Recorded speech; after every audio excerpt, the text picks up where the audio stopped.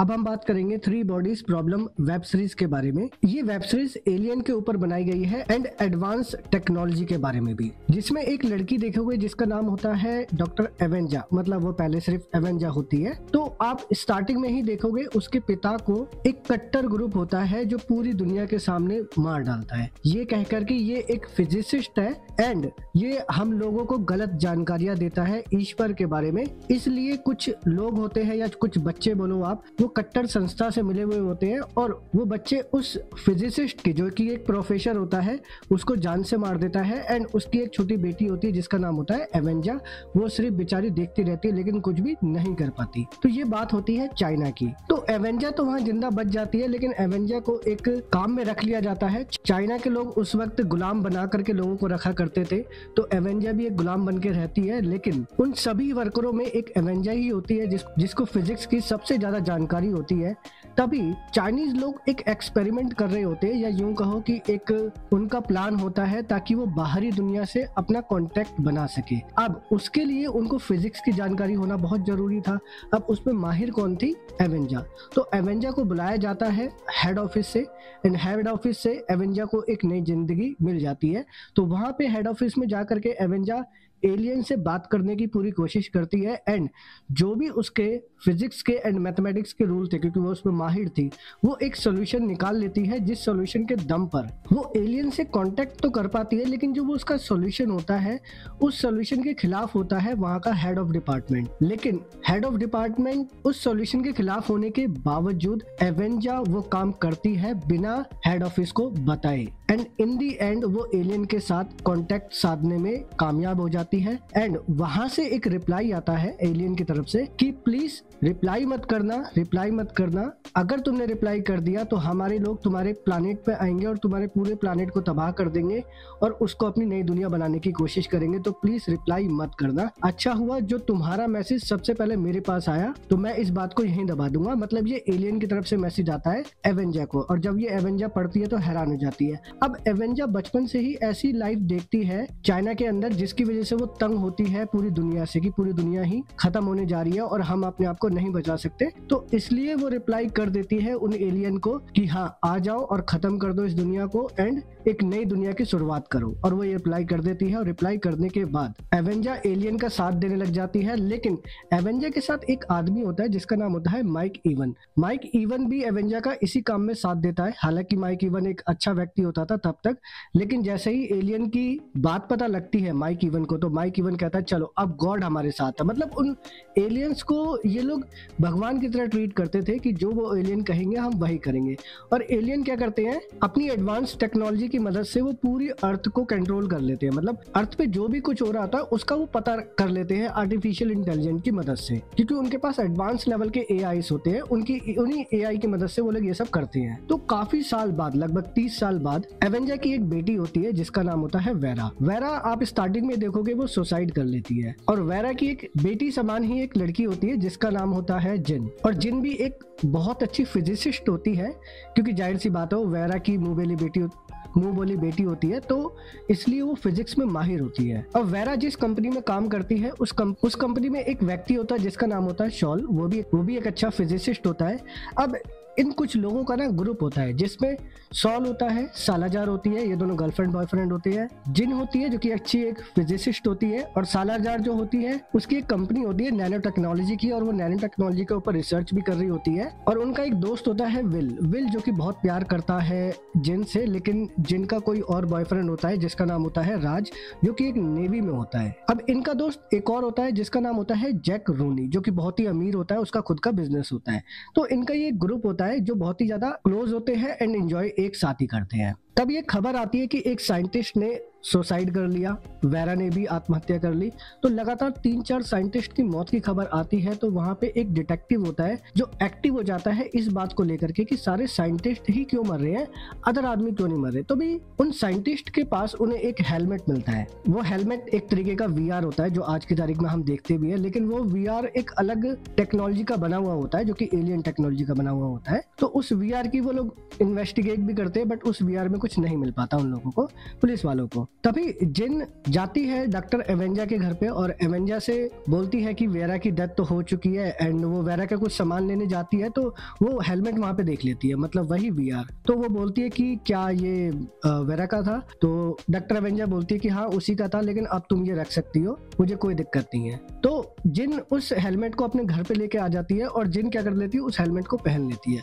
वो पहनते के साथ ही एक अलग दुनिया में चली जाती है जो कि एक वर्चुअल रियलिटी होती है। हालांकि तब तक वो वर्चुअल रियलिटी को जानते थे, लेकिन वो जो वर्चुअल रियलिटी थी वो बिल्कुल अलग टाइप की थी। जैसे कि वहां की मिट्टी को वो सूंघ सकते थे, वहां की हवा को महसूस करना, मतलब बिल्कुल ऐसा फील करना कि तुम किसी अतीत या फिर किसी फ्यूचर में जा चुके हो, मतलब एक हकीकत की दुनिया में जा चुके हो। वो इस तरीके का वीआर होता है। तो डर के मारे उस समय तो वो हेलमेट उतार देती है और भागती हुई जाती है जैक रूनी के पास, और जैक रूनी को वो हेलमेट दिखाती है। फिर जैक रूनी बोलता है देखता हूँ मैं भी पहन के क्या होता है इसमें। हालांकि ये कहा भी जाता है कि इसी हेलमेट को पहन करके वेरा ने आत्महत्या कर ली थी, लेकिन जैक रूनी एंड जिन ये दोनों मानते नहीं उस हेलमेट पहने बिना। जैक रूनी जैसी हेलमेट पहनता है वो भी एक वर्चुअल दुनिया में चले जाता है और वो भी उस चीज को फील करता है, उस दुनिया को। लेकिन तभी वहां एक लड़की आती है और बोलती है तुम्हें बुलाया नहीं गया, उसकी गर्दन काट देती है और वापस रियल दुनिया में आ जाता है। तो जैक रूनी बोलता है कि मेरी किसी ने गर्दन काट दी उस गेम में, मतलब मुझे इनवाइट नहीं किया गया। तभी जिन वहां से अपना हेलमेट लेकर के घर वापस आ जाती है और जैक रूनी को एक इनविटेशन आ जाता है कि तुम भी इस गेम का हिस्सा बन सकते हो, इसमें पार्टिसिपेट कर सकते हो। अब जैक रूनी एंड जिन दोनों एक साथ एक ही गेम में चले जाते हैं और वो एक इंग्लैंड का ही नक्शा बनाकर दिखाते हैं। दरअसल उस गेम में होता क्या है, उस वर्चुअल रियलिटी में, उस वर्चुअल रियलिटी के माध्यम से वो एलियन अपनी दुनिया के बारे में बताते हैं। वो ये बताते हैं कि जो हमारा प्लैनेट है वो 3 स्टार के बीच में फंसा हुआ है, जिसकी वजह से वहाँ पे अफरा तफरी के दिन आ जाते हैं। अफरा तफरी मतलब वहाँ पे कयामत आ जाती है और कयामत की वजह से दुनिया खत्म हो जाती है, फिर एक नई दुनिया की शुरुआत होती है।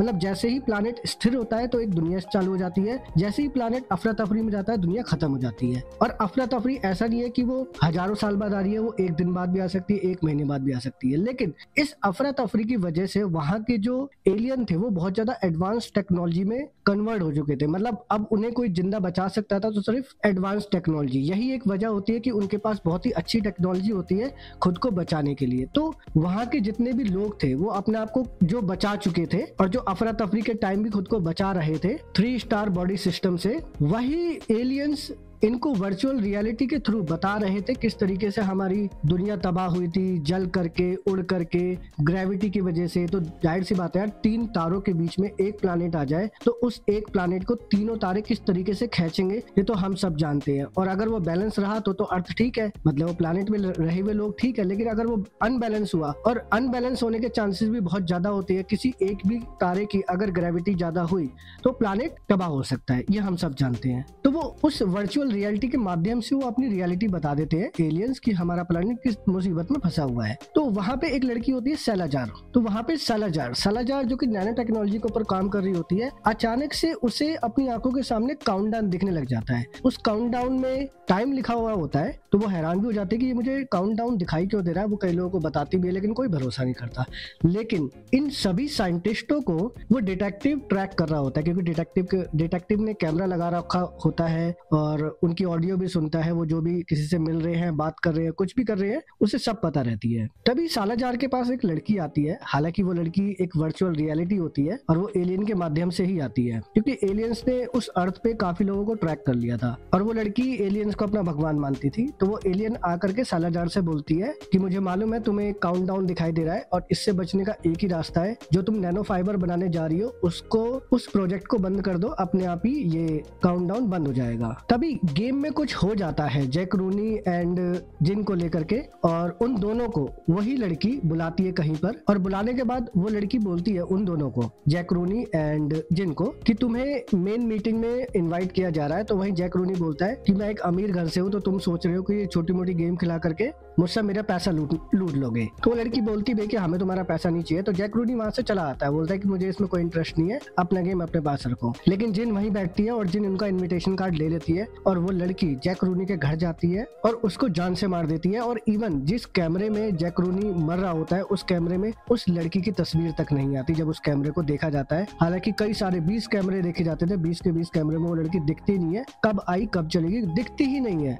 वो जान से मार के निकल जाती है जैक रूनी को, और जैक रूनी के मरने के डर की वजह से सालाजार भी डर जाती है और सालाजार भी वो जो नैनो फाइबर का प्रोजेक्ट था वो रोक देती है। अब ये सभी के सभी डरे हुए होते हैं कि यार ये हो क्या रहा है, साइंटिस्टों की मौत हो क्यों रही है। तभी जो डिटेक्टिव होता है एंड डिटेक्टिव का जो बॉस होता है वो एक प्लान बनाता है। वो कहता है कि जिनके पास इनविटेशन कार्ड आया पड़ा है तो जिनको बोलते हैं कि तुम इस इनविटेशन कार्ड के थ्रू जाओ उस मीटिंग में, हम तुम्हारा पीछा करेंगे। तो डिटेक्टिव एक आर्मी टीम को लेके जाता है जिनके पीछे पीछे, तो वो उस संस्था में पहुंच जाता है और जिन देखती है कि उस संस्था को चलाने वाली और कोई नहीं वो डॉक्टर एवेंजा है। तो ये देख के वो हैरान हो जाती है। वहीं पे पुलिस वाले अटैक कर देते हैं, अटैक करके वहां पर गोलीबारी भी चल जाती है, लेकिन एवेंजा को गिरफ्तार करके पुलिस वाले वहां से ले आते हैं। फिर एवेंजा से बहुत सारे सवाल जवाब भी पूछे जाते हैं। तभी एवेंजा के माध्यम से पता भी चलता है कि जो माइक इवन होता है उसने एक नई दुनिया बना रखी है। वो अंटार्कटिका में एक जजमेंटल डे नाम की शिप में सारे के सारे रहते हैं, वहां पे बच्चे बूढ़े सब रहते हैं उस नाव पे। अब उस नाव के माध्यम से ही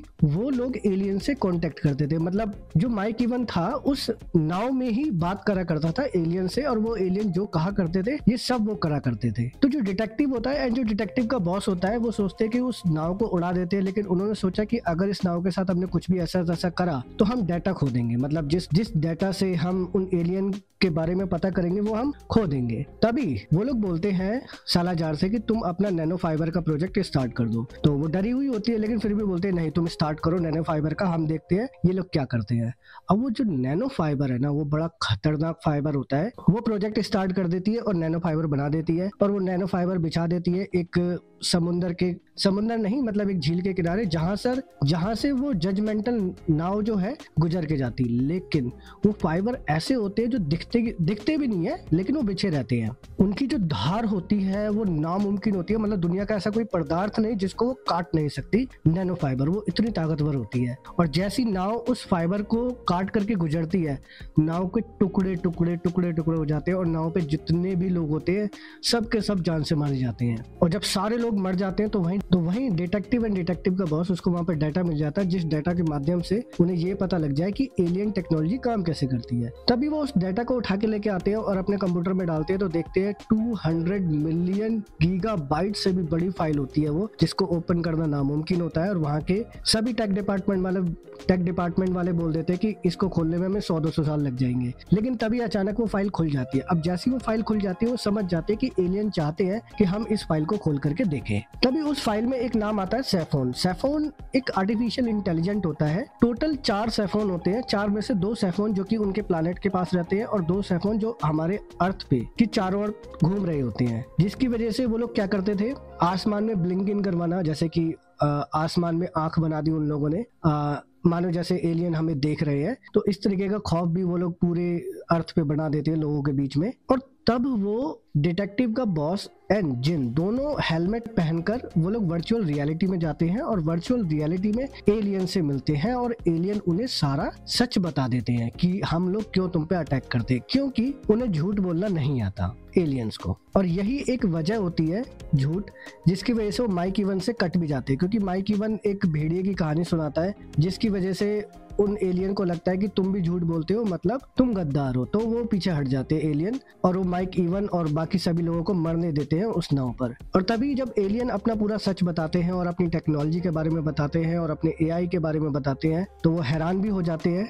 और वो अपने 3 बॉडी स्टार सिस्टम के बारे में भी सब कुछ बताते हैं। वो एलियन सब कुछ बता देती है अपने बारे में कि हम किस जगह से आ रहे हैं और हमें 400 साल लगेंगे तुम्हारे प्लैनेट पे आकर के तुम पर कब्जा करने के लिए, जिसकी वजह से हम तुम्हारे अर्थ पे जितना भी साइंस है सब खत्म कर रहे हैं, सारे साइंटिस्टों को मार रहे हैं, सारी टेक्नोलॉजी को बर्बाद कर रहे हैं, ताकि आने वाले समय में 400 साल बाद तुम और ज्यादा ताकतवर ना बन जाओ ताकि हम पर भारी पड़ो। इसलिए हम तुम्हारी अर्थ पे आकर के सब कुछ खत्म कर रहे हैं और 400 साल बाद जब हम आएंगे तब सब कुछ अपना कब्जे में ले लेंगे और पूरी पृथ्वी हमारी हो जाएगी। वो लोग अपना पूरा प्लान बता देते हैं, कुछ भी झूठ नहीं बोलते। तभी जो डिटेक्टिव का बॉस होता है वो एक प्लान बनाता है। इस प्लान को सुनने के बाद वो क्या करता है, एक ऐसा रॉकेट बनाता है जिस रॉकेट में लाइट ईयर की स्पीड को भरा जा सके। हालांकि ये नामुमकिन था। सारे साइंटिस्ट बोल देते कि ऐसे स्पीड बनाने में हमें कम से कम 100-200 साल लगेंगे, एक दिन में तो ये नामुमकिन है। लेकिन जैसे तैसे जो जिन होती है वो एक मेथड दिखा देती है, जिस मेथड के दम पर उस रॉकेट को स्पेस पे भेजा जा सकता था, मतलब उस एलियन प्लैनेट के पास भेजा जा सकता था। लेकिन एलियन प्लैनेट उस रॉकेट को तबाह करेंगे नहीं, इसकी वजह भी तो होनी चाहिए। तो इसलिए वो क्या करते हैं, उनके दोस्तों में एक लड़का होता है जिसका नाम होता है विल, जो जिन से बहुत ज्यादा प्यार करता है और उसकी बहुत ज्यादा तबीयत खराब रहती है, मतलब उसको ब्लड कैंसर होता है, जिसकी वजह से कुछ दिनों में ही उसकी मौत होने जा रही होती है। डिटेक्टिव का बॉस होता है, वो बोलता है कि देखो यार, तुम वैसे भी मरने वाले हो, तो एक काम करो, तुम अपना दिमाग दे दो, मतलब उसका जो ब्रेन होता है ना, उसको